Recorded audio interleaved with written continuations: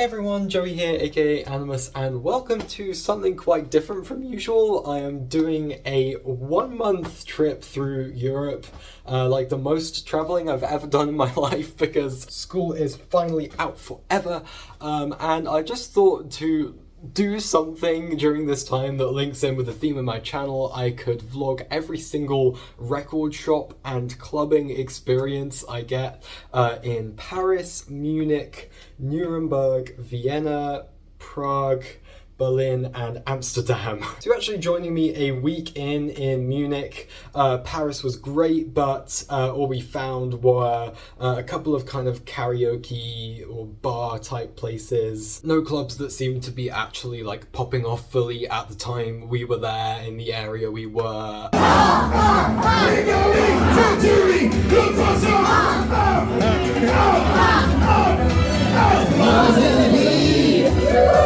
And also a couple of little second-hand shops with some vinyl in them, but no actual finds there. But today we're going to go out shopping, and I'm hoping to get a great find from this beautiful city. Ideally something quite German would be fun, in particular Ski mask. I've been desperate to get on vinyl without import prices, and he is actually from Munich himself, so let's get hunting.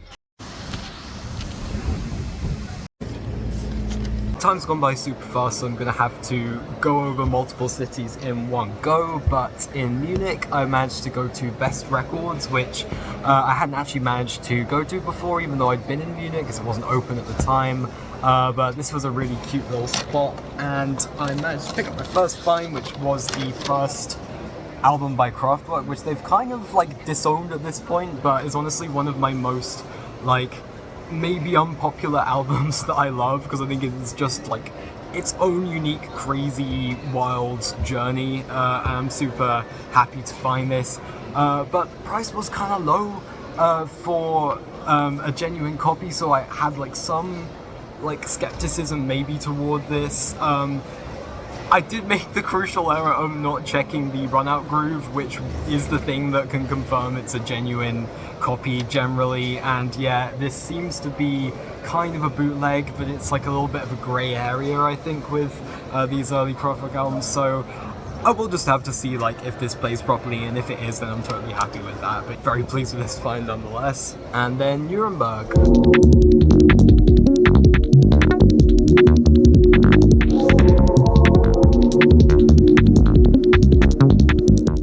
First we were at Monotone Records, which is just an incredible spot. From last time I was there, just massive assortment of all sorts of new and secondhand stuff. Really great kind of modern trendy vibes going on there. Didn't find anything that I was immediately wanting to go out of my way to buy though, so also went to Vinilio, which is much more of a purely secondhand shop, a lot more kind of retro vintagey things, but also quite a wide variety of formats in there, and they had a great krautrock and kosmische section. So a bit of a running theme so far, but a fitting one I'd say. I managed to pick up Moondawn, which is probably my favorite album by Klaus Schulze, like one of his most like epic and prog rock influenced records. An original first pressing, which is just going to be an absolutely awesome thing to sit down and experience. And yeah, once again carrying on, fittingly bringing back a lot of actual German music and kind of exploiting the amount of that stuff that you find there compared to in the UK.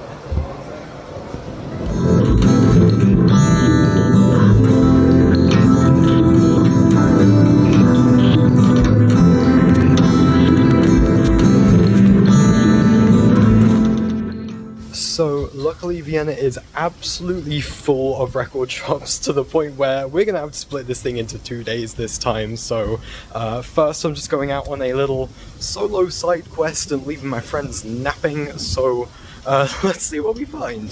So the first place I stopped off at was Alte Neue Records, which, as its name would suggest, had a wonderful selection of all sorts of different things, records all stacked up on the walls, every nook and cranny filled, even the system I hadn't seen before in any shop where this little shelf of CDs was like on top of the vinyl and could slide along and everything. So lots to look at here, but nothing that immediately caught my eye. Would recommend definitely checking out though. And then we had one little area that sort of seemed like almost the Berwick Street of Vienna, where you had 3 record shops really tightly packed close together. First I went into Substance, which was a bit of an electronic specialist place, so that obviously excited me quite a lot. Lots of things caught my eye a little bit in here. Obviously your usual like Aphex Twin and Boards of Canada albums, which I really still need to pick up more of, but always seem to slightly be put in their own price category in all these shops based on pure demand.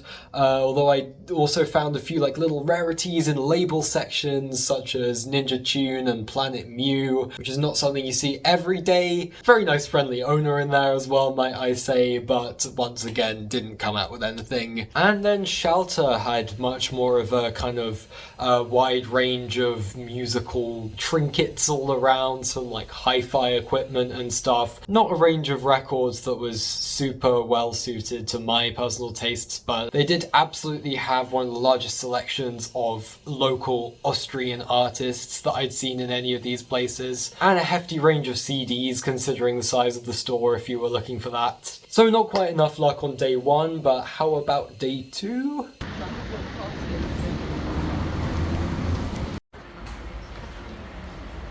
So first I ended up steering my friends with just enough consent into which was not a super extravagant looking shop on the outside, apart from the Charlie XCX and Lady Gaga cutouts, which just seemed to be kind of calling you in, you know. But this place was like a TARDIS. You thought you'd seen the whole shop and then it kept going on. Huge selection of all sorts of music, even basically an entire room at the back dedicated to classical music, alongside like a whole bunch of Blu-rays and DVDs, and then CDs and cassette tapes had their own gigantic room. It was just a cornucopia of whatever you might be interested in. Probably the best one I've visited so far in this whole trip in terms of pure range. So I stored a few ideas in my head and then went back to that same area from the previous day and went to Das Market, which had been closed the previous day, and I didn't film in there, but this was even more of an electronic specialist shop, like 90% of the stock in there, separated into all sorts of subgenres, but a very small, dedicated, nerdy space that I could tell was probably very closely overseen by one guy. And I got lots of ideas from stuff that was all over the walls, but what should I find but Compro by Ski Mask? I literally could not contain my excitement at that point. This was like the one record that I specifically had my mind set on this whole time. But I don't know if I should be too critical of places publicly on YouTube, but there weren't prices in here. And I took it up and asked, and it wasn't that great compared to, you know, his Bandcamp. So I ended up unfortunately passing on this one, and I'm going fingers crossed that I'm sure somewhere in Berlin, for example, is very likely to have it. So then I finally went back to Major Babies, and in the end, instead of more Klaus Scholzer or Tangerine Dream, which I was considering, I finally got myself a copy of Never Forever by Kate Bush, which is, I believe, about the 7th or something album from her I've bought. Very, very happy to come even closer to completing my Kate Bush collection. One of my favourite music artists of all time. And this is a very good condition, second-hand German pressing.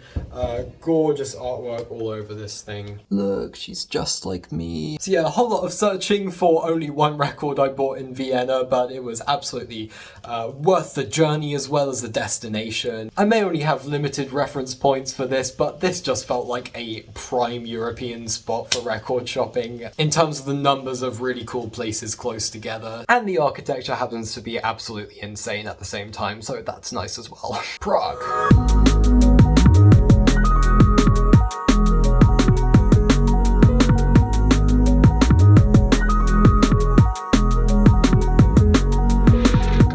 I've been here for less than 24 hours and I am kind of obsessed already with this place. And part of that might be this place, Cafe Time Music. Our first record stop in Prague so far, being one of my absolute favourite places we visited on this trip so far. It's kind of just tucked away in this funny little spot, feels a little secretive when you're going in, but sitting down, drinking a delicious strong espresso and being surrounded by music is probably one of the happiest places I could possibly personally be. And it just so helps that this pretty small selection of records was in no way a typical predictable selection that you might expect. On that scale, the curation of this place, at least based on my personal taste, was absolutely exquisite. You could tell that someone who really genuinely cared about music had put some thought into this stuff. Was not expecting to be flicking through these small sections of vinyl and finding names like Max Cooper, Bibio, even Death Grips. Other artists I came very close to buying records from, like Swans, Mahavishnu Orchestra, and Can, of course. But I ended up dropping my money on the first Square Pusher album, Feed Me Weird Things, which is an absolute banger of mid-90s IDM, creatively fused with jazz instrumentation. One of his most dusky, minimal and atmospheric albums, until it's not. So this is a 25th anniversary 2LP plus 10-inch pressing, which I managed to find the limited transparent version of, which is actually sold out now in a lot of places. Got a nice booklet as well, he's also So Me. Might have looked a little bit less than normal carrying an album like this around Czech Tesco, but another fulfillment of something that had been on my want list for a very, very long time, so great start to our time in Prague. And then more time to film talking clips came there none, so here I am now. How's it going? On the second day we found this little nook called Disco Duck Records, which had quite a fun dense stash of music, a lot of classic rock and some second-hand electronic music tucked away underneath if you looked for it, and also some very fun kind of musical souvenirs, shaped record decorations and the like, just tucked away off the side in a very bustling, accessible spot. If I'm remembering correctly, I think this was the place where I found an original pressing of Amon Tobin's Permutation, which, my God, was tempting.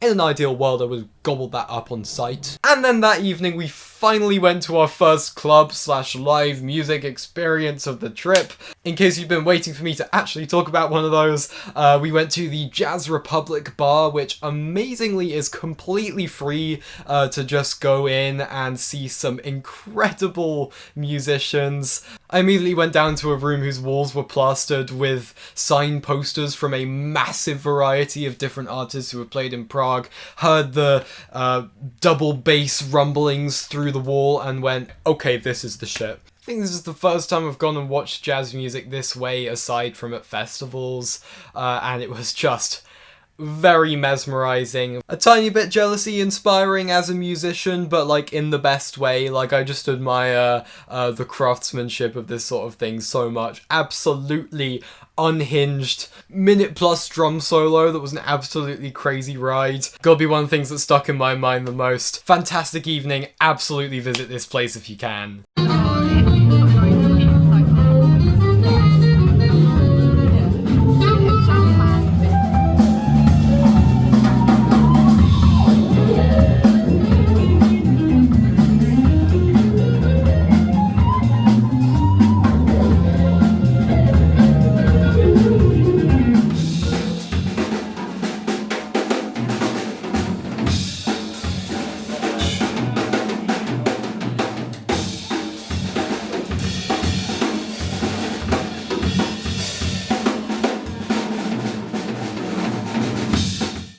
Our final day in Prague began with the first greenery of the holiday, basically, and the most gorgeous view from up this tower atop the hill that overlooks the city. A bit of a tangent, but it was lovely, trust. And then the day once again facilitated a little split off from the rest of the group, and I embarked on my single greatest trek through different record shops of this entire trip. 5, nearly 6 to be exact, and several hours of crate digging. Was it a good idea? No, but I'll tell you about it anyway. First, I travelled deep into the heart of the biggest, widest streets of the city and found Bontonland, which had quite a volume of music in it across 2 floors, but was not really up my street. It was kind of the opposite of the cafe shop, the vast majority being new music, and it was quite tailored to pop and rock and metal if you were looking for that sort of thing, but just not a place where I'd personally be likely to strike gold. I tried to check out this very interesting looking shop inside a shopping centre that was specifically dedicated to Japanese records and Japanese music, but unfortunately Google Maps lied to me and it was not open, so a little bit disappointed there. Would have liked to find some original YMO pressings or something, but onwards and upwards to the best spot of the day, which was actually kind of 2 record shops smashed together in one, surprisingly out of the way for such a big treasure trove. But first was CD Bazaar, which was absolutely not just for CDs, though I did find that all the vinyl was a little bit difficult to navigate, with quite a few different genres mashed together in one big alphabetized wodge. Still a solid selection, but speaking of solid selections, if you were looking for CDs, this is like the place to go, maybe from this entire trip. Just walls upon walls, all different alcoves, like you're in a library or something. I'm not personally buying many at the moment, but I did sneak a little peek. Who could resist? And then literally inside the same open plan area was Maximum Underground, which, as its name would suggest, was a little bit more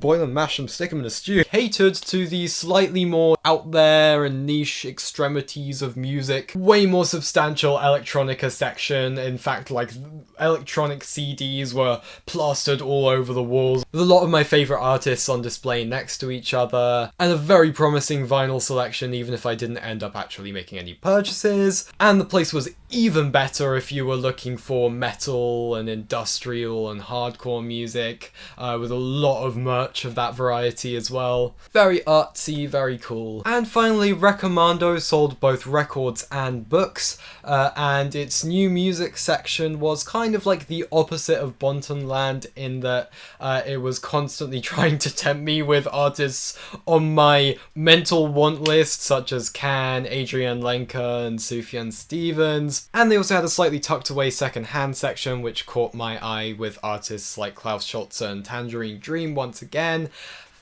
But I'm sorry to disappoint in saying that I did not make any purchases in this entire massive venture, which was a little bit disappointing for me at the time given the amount of time I put in, but you know, it's about the journey of crate digging as well, as I say, and I do think it was just, you know, my luck on that day, me being a little bit picky after already having bought so many damn records. These absolutely felt like a bunch of places I would 100% come back to if I was in the area again, and this was still somehow like half the record shops in Prague at most. Another goldmine for music lovers, and you can see the amount of variety on display between the different shops depending on your tastes. Extremely colourful places like the city they belong to. And yeah, I might have also liked to go to the gigantic 5-story club in Prague, but didn't quite manage to get that past the group this time, so if I ever was back there again, that would be an easy port of call. I do not care at all if it's packed full of other tourists. It looked absolutely banging from the outside. Still, this was a wonderful, wonderful visit,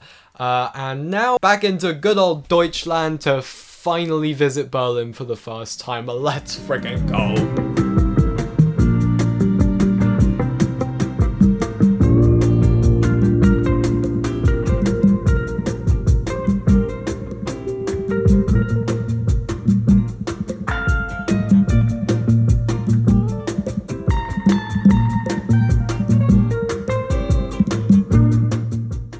I honestly don't think I was quite as excited at any point in the trip as when we first entered Berlin. I just knew deep down that this place was likely to have a vibe that would just click with me, and this was so immediately the case. Even just pulling into this ridiculously massive, complicated, futuristic, Star Wars looking train station, I was already getting a little bit buzzy. It's obviously got a slightly darker, more mysterious energy than a place like Prague, but it just felt so rich, sprawling, and labyrinthine in a way that I gelled with, especially for people with artistic interests. It really just felt like something interesting was happening around every single corner, and I want to live here. I'm going to be drifting a little bit off topic again because our first full day was just so nice. Going up the TV tower at golden hour and getting this panoramic view of this massive buildings and great long streets that seem to stretch on for miles. And then that evening going to the Babylon Cinema, which felt like Berlin's equivalent of the Prince Charles, just so uber cool and artsy, and felt like a super well established cult place that I would absolutely be frequenting if I lived there. And I had my first watch of Inglourious Basterds, which was an absolute banger and an interesting film to see in Germany, especially because in their version we had a bunch of unsubtitled German to exercise our skills with, which I think we all just about managed to keep up with. But it was a couple days after that where I got some completely free time to myself. My friends were doing a bit of a rest day and I was like, you know what? No. Researched the best coffee in Berlin and the best record shops in Berlin, hopped on a Line bike, which was absolutely the fastest way to get through this place, and set off on a little quest. So it's our third of 4 days in Berlin, and I finally got a little bit of time to myself again. So today we're doing coffee, records, synth museum, more records, and then joining up with the group again to go to our first club of the trip. And I kind of feel like I'm in a theme park right now. I kind of could not be more excited. Let's do this. Best iced flat white I have ever tasted. Oh my god. First up was Soul Trade Records, which I knew was going to be a cool place based on the number of Aphex Twin logos and Blue Note Records logos and whatnot stuck in the window. Particularly lovely extensive selection of new music, which gave me a few temptations, namely Once Twice Melody by Beach House, which I've been meaning to pick up for a while and came so close to getting, as well as a couple things in their chunky soundtrack selection, such as The Terminator. But with those things in mind, I moved on to my second destination, which mysteriously I did not film,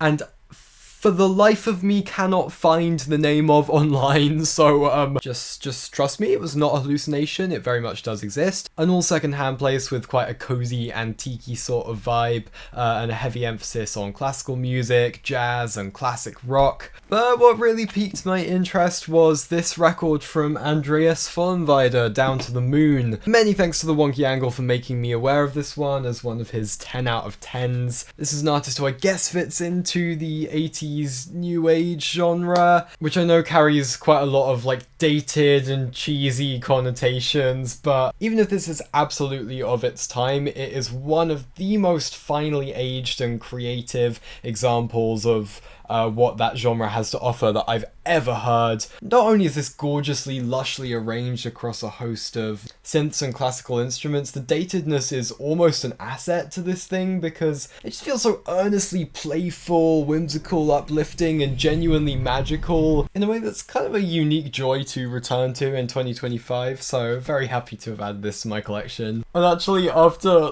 quite a substantial conversation with the guy running this shop, he actually asked me if I was from Bavaria, which technically I kind of was, considering the last couple of weeks, but yeah, I'm considering that a weird kind of conversational success. Comeback Records was another bountiful second-hand spot, which was notable for being another place with a pretty extensive krautrock and kosmische section, almost more stuff than I thought existed within this genre, and I did come very close to finally bagging myself a copy of Kraftwerk's Autobahn, but unfortunately it just looked a little bit too scratched, so I moved on to Latitude, which was the first, like, stereotypically Berlin niche electronic music shop I found during my time here. This would be an absolute treasure trove if you were deeper into all the different recesses, nooks and crannies of European house and techno music than I am, especially in this surprise second room of even more different subgenres. And there was also a surprise doggy. Dogless record shops take note. Of course I had to visit Rough Trade Berlin to see how it compared to the two London spots. Honestly, got a bit of deja vu going in. Felt like I entered a portal back into a familiar place. I mean, Rough Trade is just always where it's at in terms of sheer scope, vibes, and what it has to offer. I was really itching to make another purchase at this point, and there were a bunch of bucket list records in here, as you might expect. Just a little bit pricey in a way that was drawn out by the comparative prices of the other Berlin places, if I'm being honest. So I moved on once again to the final spot of this day, which was Kimchi Records, a cute little spot slightly below street level, specializing in secondhand electronica.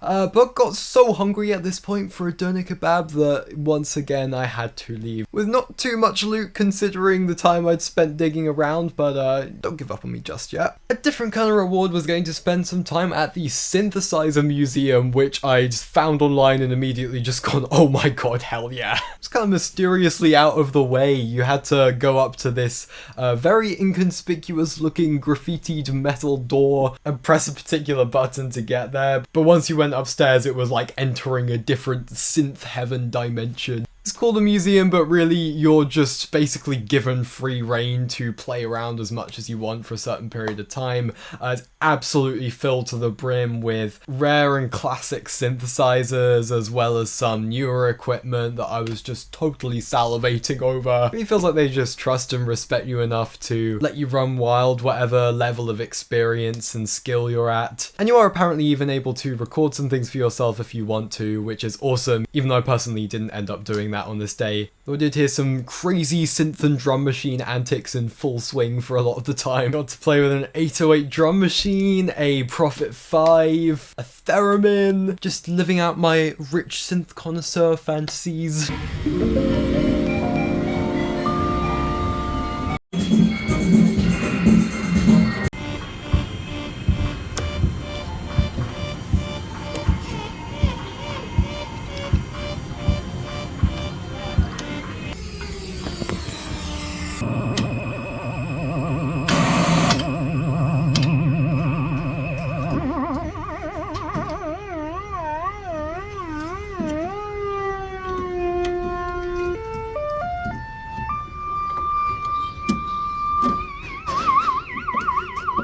You know the place has got swag when they managed to pull Thorsten Quaishning from Tangerine Dream for a concert that evening. How I would have loved to go to that.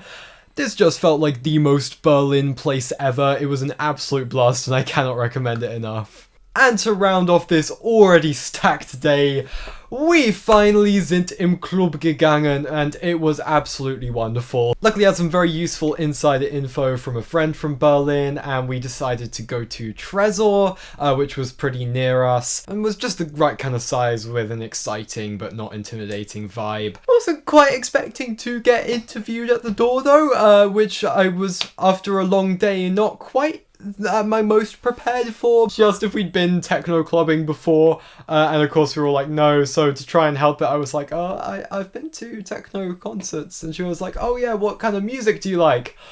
And way to answer an open-ended question that my brain is absolutely going to freeze over, so I was just like, a few different kinds of electronic music, which looking back I can think of so many alternatives to saying. She was just like, are you nervous? And my friends were like, he is, quite rightfully. Yeah, maybe the Aphex Twin shirt gave us a pass, who knows. But anyway, this place was just such vibes. It differentiated itself enough from Prism Kingston, for sure. Got stickers placed over all our phone cameras, which honestly I fully endorse. It created such a vibe of togetherness in that moment. Obviously, in Berlin, they got a real serious commitment to experiencing this kind of music, which obviously some people might find a little bit too severe, but honestly, I love. Why not take this shit super seriously? You're gonna build some of the coolest clubs in the world, you've gotta have some commitment to that sort of atmosphere, and it certainly made it feel quite special, walking down this long misty corridor with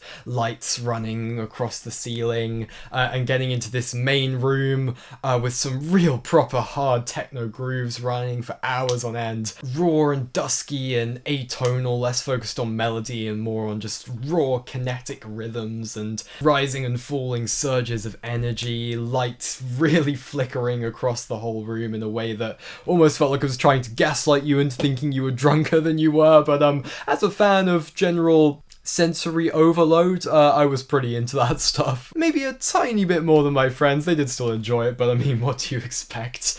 I did kind of feel like I was always meant to go to this kind of place at some point, and it was such a joy to have such a bucket list experience that I'm absolutely going to come back to again at some point. There was also a more chill bar room with an artist called Miss Italia, who had a sort of Sophie look going on, complete with some ridiculous strap-on Botox lips. It was quite quirky, but the music itself was much more of a kind of chill, groovy vibe if you wanted to cool down from the main room a little bit. And on other days, apparently they also have Globus, a more ambient techno-centric room upstairs, which sounds like a wonderful idea. My god, I was getting FOMO when I found out that Drum and Ski Mask were playing on the same night a few weeks later. Was literally almost thinking about the prices of trains back to Berlin because of what a dream that sounded like. And also they had Forest Swords the next day, who I haven't listened to yet, but I know is a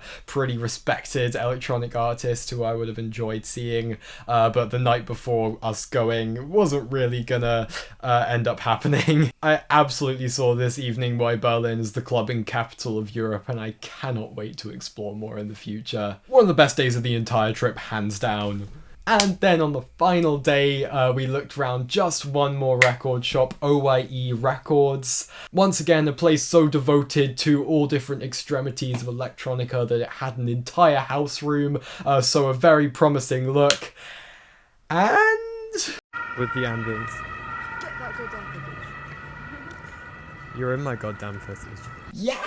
I finally got it. I literally said hallelujah when I found this. Ski Mask's Compro, one of my favourite albums of the last decade, probably one of my favourite down-tempo electronica or slash IDM albums of all time at this point. I love this whole thing so deeply, and my god, did this vinyl pressing not disappoint. This is one of the best sounding vinyl records I have ever bought in my life. No kidding, it is so rich and 3D and detailed, and the level of tactile bass that is somehow coming out of these little bookshelf speakers I've got is like nothing short of a miracle. I feel like it makes so much sense for this label and this artist to put out a record with so much no-nonsense commitment to pure sonic excellence above all else. I would absolutely not have it any other way. This is insane audiophile shit. So much beauty and wonder and life and light and colour in this thing. One of the first albums that would come to mind for me for anyone who doubted the emotional capacities of electronic music. I'm just gushing so much about this thing, I'm sorry. This was the biggest no-brainer purchase of all time, and such a fitting way to end the search in Berlin. And on that note, we said goodbye far too soon for my liking to this crazy, beautiful city, and for the final leg of our trip set off all the way to Amsterdam.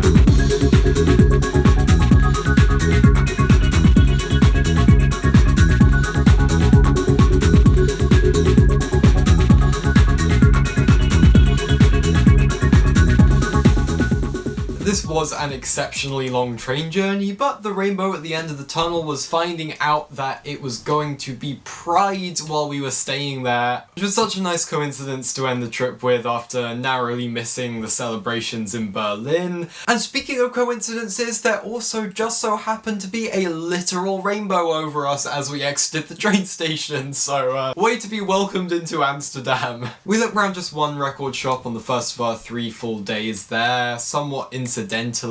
This was actually primarily a skateboarding shop just off to the side of a bridge over one of the canals, whose record selection partly seemed to serve the overall vibes and aesthetic of the place, but also seemed to offer quite a niche, in-depth array for punk fans, particularly of the classics. But then instead of us going clubbing again, the whole city kind of felt like one big party while we were there, particularly on this day, where we watched an endless stream of parade boats, and that evening joined this huge crowd at the main stage and saw a bunch of high-energy DJ sets and musical performances with crazy lights and pyrotechnics and all.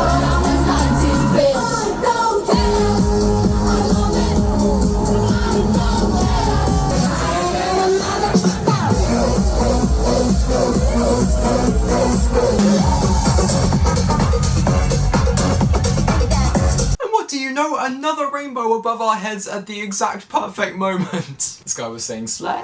We might have had one more day there, but this felt like such a fitting finale to the trip as our final night out. And then on the last day, I rounded out the record shopping with 2 little trips to 2 very expansive multi-story places. First, the aptly named Record Palace, which seemed to be chock full of second-hand bargains, particularly on its lower floor, but the quality was absolutely there as well. And then Concerto, which was just absolutely freaking ginormous. The biggest record shop of the entire trip, felt like 3 in 1. Perfect balance of new and second-hand, such a broad reach across all parts of the musical spectrum. Lots and lots of temptations in here, especially Machine Girl's Wolf Girl reissue from recently, and the new Drum album, which is absolutely shaping up to be one of my favourites of the year, and I'm desperate to get on vinyl soon, but I just thought one purchase to round off this trip, and it was quite the neat find because I finally, after all this time, got a copy of Charlie XCX's Brat on vinyl.